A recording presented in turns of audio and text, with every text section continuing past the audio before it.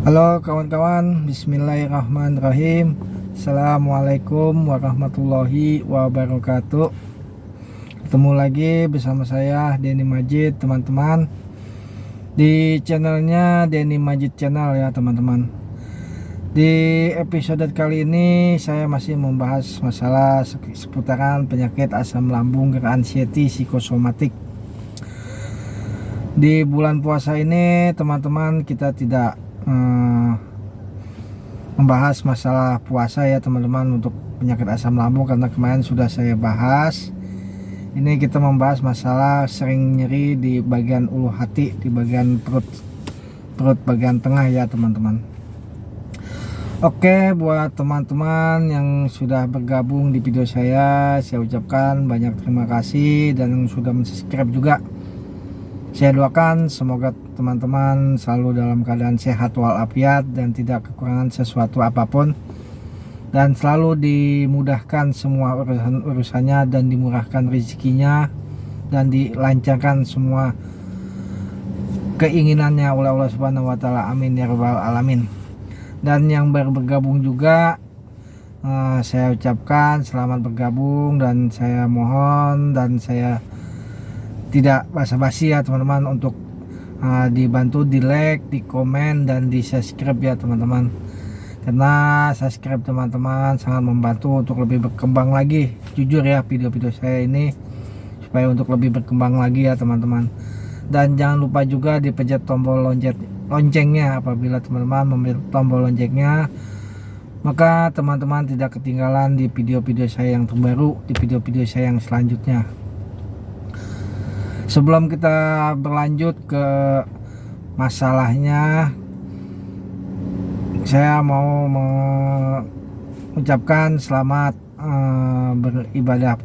beribadah puasa ya bagi kita yang menjalankannya, bagi umat muslim yang menjalankan ibadah puasa, dan buat kita juga yang sudah dalam tahap penyembuhan untuk belajar berpuasa ya teman-teman, karena puasa itu diwajibkan buat kita umat Islam khususnya.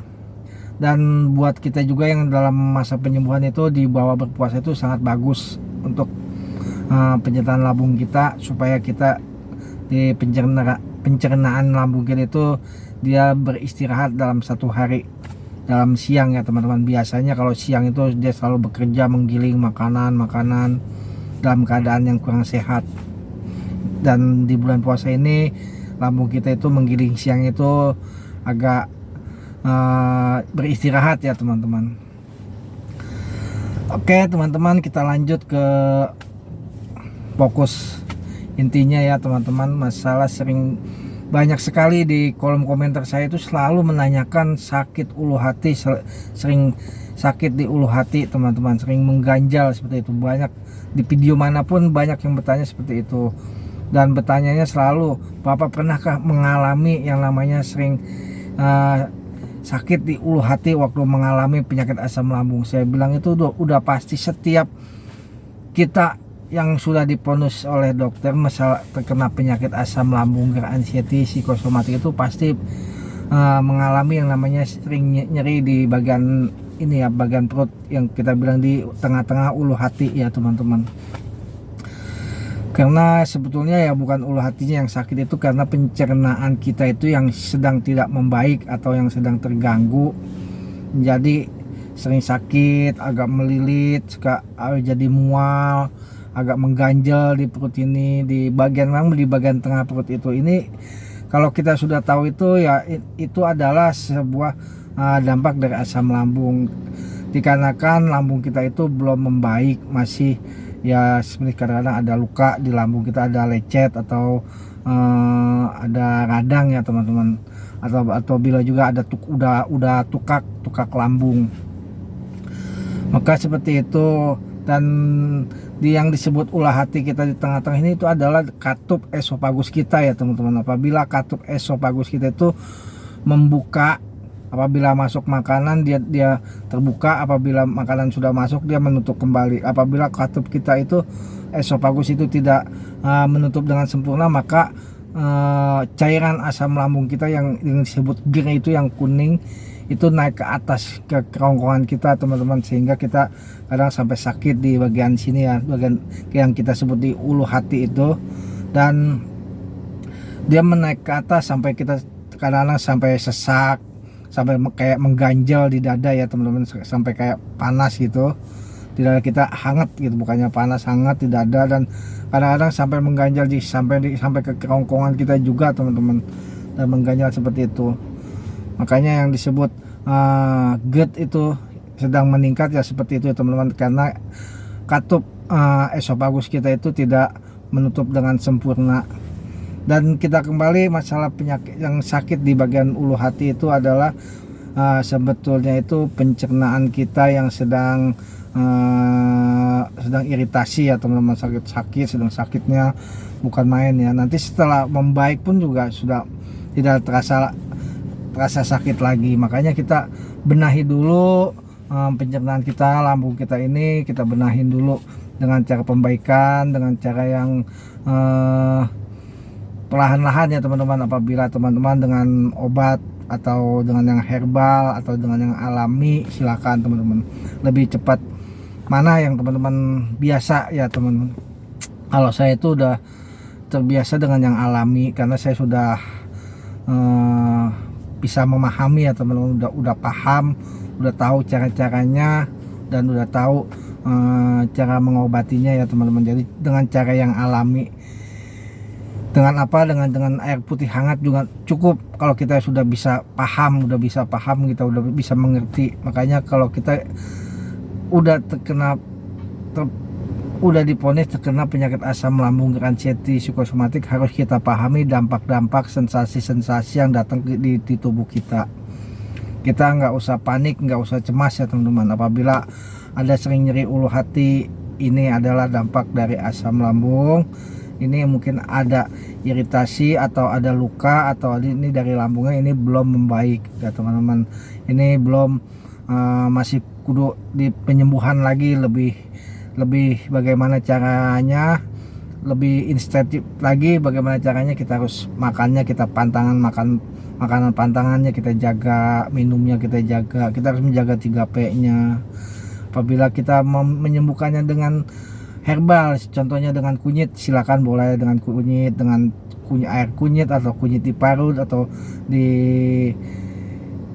minum seharinya, itu juga bisa juga. Lebih bagusnya teman-teman sajalah lebih pakai kunyit atau pakai herbal, pakai yang alami atau pakai obat-obatan juga banyak teman-teman, kayak omeprazol, lansoprazol, itu juga kadang-kadang cocok-cocokan juga. Dulu saya pernah mengalami juga seperti itu, karena saya udah kebanyakan minum obat herbal, jadi saya cari yang alami aja lah.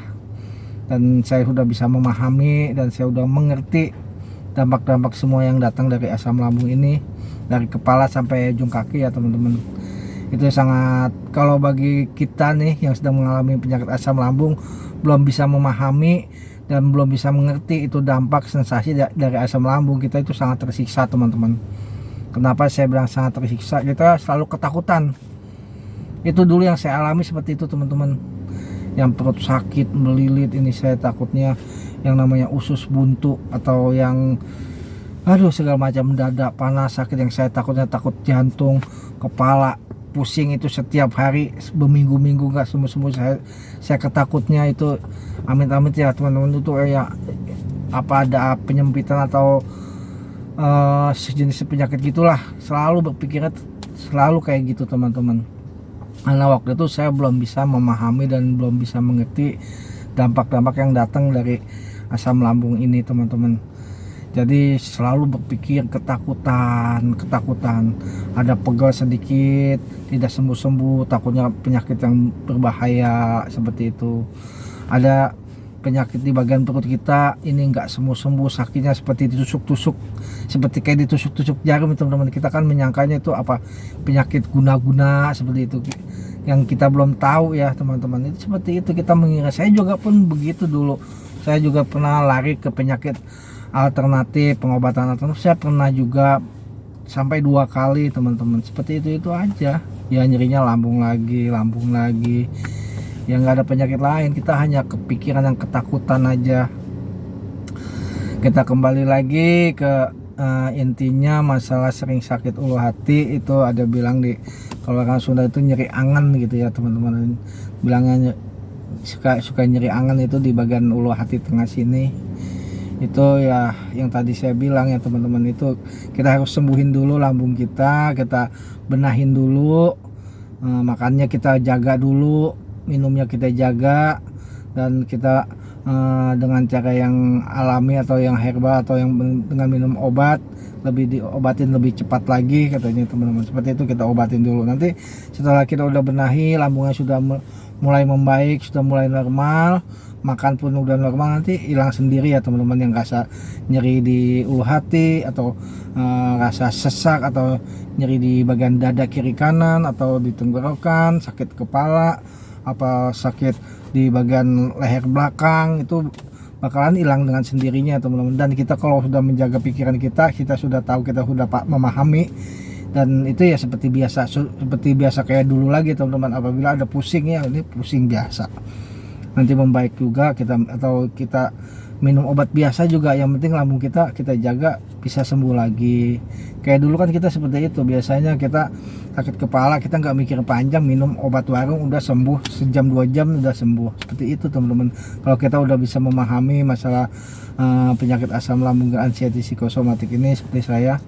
Jadi ya seperti itu, kita nggak terlalu berpikir panjang gitu teman-teman, kita nggak terlalu berpikir takut, cemas atau gelisah gitu.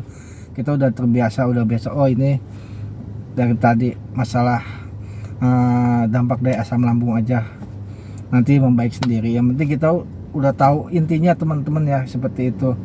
Jadi kita harus paham benar ini gejala-gejala apa, dampak-dampak dari asam lambung anxiety psikosomatik ini. Kita harus pahami benar-benar ya teman-teman. Kita pahami, kita cermati, kita harus pelajari teman-teman, dari mana asalnya ini sakitnya. Pasti dari lambung kita juga ya teman-teman, dari asam lambung. Sebenarnya asam lambung itu baik buat kita teman-teman gitu. Asam lambung itu baik untuk tubuh kita. Apabila kita ada makan makanan yang racun itu diolah sama dia, makanan yang keras itu diolah, digiling sama lambung, asemnya itu ya teman-teman. Sebenarnya karena kitanya udah terlalu makannya terlalu sembarangan, lambung kita nggak sayang ya, jadi kayak gitu. Jadi ya jadi luka, tukak, dan kita berpikir yang enggak, berpikir panjang, berpikir yang negatif, jadi berkepanjangan ya teman-teman, seperti itu. Makanya kita harus menjaga pola makannya, pola pikirnya, pola olahraganya. Dimana-mana pun, yang bagi teman-teman yang sudah sembuh itu, yang ada YouTube pasti menanamkan jaga 3P nya. Memang betul teman-teman, kita harus, itu intinya, kuncinya itu 3P teman-teman. Untuk kesembuhan kita itu harus menjaga 3P nya kita pegang. Mau pakai obat, mau pakai herbal, mau cara alami, kalau kita udah pegang 3P nya itu cepat sembuh teman-teman. Kalau kita mau pakai obat apa aja, mau yang mahal, yang bagus, kita pakai herbal yang mahal, yang bagus, dengan alami, kita nggak jaga 3P nya, ya berantakan teman-teman, nggak bakalan sembuh-sembuh. Ya begitu aja, begitu bertahun-tahunnya ya nggak bakalan bisa nikmat gitu teman-teman. Saya pernah mengalami, walau pertama awal saya udah sembuh, saya pikir terus udah yang namanya sembuh itu bebas sekali, udah kayak biasa lagi. Ternyata enggak, tetap kita harus menjaga. Sampai sekarang pun saya masih tetap menjaga yang namanya 3P, pola makan, pola ini, supaya kita nggak timbul lagi rasa yang nggak enak lagi gitu teman-teman. Bukannya kambuh lagi, bukan, cuma nggak enak aja teman-teman. Jadi kita harus menjaga pola makannya, pola minumnya, pola pikirnya, olahraganya, kita jaga juga, seperti itu, untuk kesembuhan kita lebih normal lagi. Yang namanya penyakit ini datang itu sih wajar. Yang namanya sembuh total sembuh terus selamanya nggak mungkin, pasti ada datangnya. Walaupun saya bilang saya udah sembuh total, besok kadang-kadang suka salah makan ya, suka terasa gitu teman-teman. Tapi saya udah bisa mengerti dan sudah bisa nanganinya, ya hilang sebentar, paling sejam 2 jam udah biasa lagi kayak gitu teman-teman. Yang disebut sembuh total itu yang namanya sembuh total sampai udah nggak ada lagi tuh nggak mungkin teman-teman, pasti ada lagi. Pasti kita yang namanya manusia itu ya kan banyak salahnya. Kita salah makan, apa salah minum, kadang-kadang kita ceroboh atau gimana ya teman-teman, atau kita nggak tahu kemakan ada ininya ada itunya seperti itu. Tapi kita udah bisa menangani, ya udah tenang aja, biasa aja. Oh ini tadi makan itu mungkin ada ininya ada itunya gitu, seperti itu teman-teman. Itu yang saya jalani selama ini. Jadi yang nggak ada yang namanya nyeri ulu hati atau mengganjal, sering kembung, wah itu ya alhamdulillah ya, selama saya udah sembuh sekarang ini 2 tahun, jalan 2 tahun ini ya aman-aman aja ya buat saya teman-teman. Nah maka dari itu ya buat teman-teman ya kita harus pelajari dan kita harus cermati dan harus tahu itu teman-teman, itu dampak dari asam lambung itu sebetulnya tidak berbahaya dan tidak bisa membuat kita jadi meninggal ya teman-teman. Meninggal itu ya udah takdir Allah, udah suratan, udah catatan dari Allah ya, mau meninggal hari itu atau tahun kapan itu udah catatan Allah ya teman-teman. Itu aja teman-teman masalah penyakit asam lambung. Kita harus bawa ceria-ceria aja lah, kita harus positif aja, kita nggak usah mikir-mikirin penyakit terus, kita jaga pikiran kita harus membawa yang happy, yang gembira, yang santai-santai, yang membuat kita yang fresh aja lah, seperti itu teman-teman. Jadi kita supaya nggak tegang terus, nggak takut terus ya teman-teman. Memang susah untuk pelajari semua ini ya teman-teman. Saya juga dulu kayak gitu, pengen supaya saya meninggalkan penyakit asam lambung ini, saya pengen yang ceria, pengen yang ini seperti dahulu lagi. Memang nggak gampang teman-teman yang saya alami itu, tapi perlahan sedikit nanti teman-teman pasti merasakan juga kebahagiaan dan kesembuhan yang lebih normal lagi dan lebih enak lagi seperti biasanya ya teman-teman. Seperti itu saya juga dulu seperti itu, sedikit seminggu 2 minggu, sebulan 2 bulan, hanya 1 tahun lebih enak lagi. Kita harus pahami semuanya, kita harus pahami dah masalah penyakit ini. Kita harus benar-benar, kita harus tahu dampak-dampak, kita harus amati semua ini teman-teman. Pasti teman-teman bisa menuju kesembuhan, pasti ya teman-teman. Kalau teman-teman sudah mengerti semua, udah dijalani itu sedikit-sedikit, pasti nanti teman-teman pasti mengalami sendiri. Karena kesembuhan itu dari diri kita sendiri teman-teman. Kita harus mempelajari dan harus menjalani aja. Dari dokter, dari mentor-mentor yang lain cuma hanya memberi saran, memberi pemasukan. Yang penyembuh itu dari kita, bukan dari orang lain. Kalau kita sembrono masa bodoh ya nggak sembuh-sembuh. Kalau kita benar-benar kita teliti, kita cermati, kita pahami, kita telaah lebih dalam, kita cepat sembuh teman-teman. Dari kita sendiri, bukan orang lain. Orang lain cuma ngasih saran, ngasih ini, ngasih itu. Dokter juga begitu juga sama.